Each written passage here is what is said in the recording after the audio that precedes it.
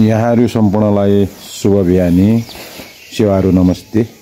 सबै यहाँहरूको दिन शुभ रहोस्, यहाँहरूको दिन ऊर्जा नै ऊर्जाले भरियोस् भन्ने कामना गर्न चाहन्छु। विशेष गरी हाम्रो श्रम अभियानमा हामीलाई यो श्रम गरेर केही देश विकास गर्नुपर्छ, गाउँठाउँ बनाउनुपर्छ भन्ने अभिप्रायका साथ लागिरहेको अवस्थामा यहाँ हाम्रो समाजसेवी मित्रहरू हुनुहुन्छ।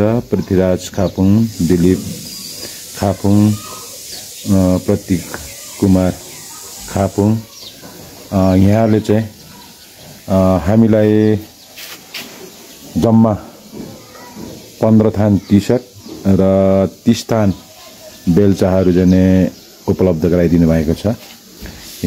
यहाँलाई हाम्रो श्रम सांस्कृतिक पार्टी तेह्रथुमको तर्फबाट अन्तर्आत्मादेखि धन्यवाद दिन चाहन्छौँ।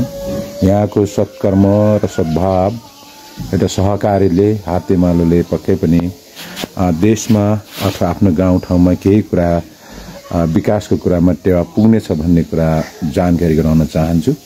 विशेष गरी यो हामीले बेलचा 10 थान चाहिँ हामी आख्याईमा पठाउने निर्णय गरेका छौँ हिजोको मिटिङले। त्यसै गरी 10 थान बेलचा चाहिँ फेदाप गाउँपालिकामा पठाउने निर्णय गरेका छौँ र रह्यो 10 थानमा 5 थान चाहिँ उहाँहरूकै गाउँपालिका मेन्छ्याममा, 5 थान बेलचा र 5 थान चाहिँ लालीगुराँस नगरपालिकामा पठाउने निर्णय गरेका छौँ।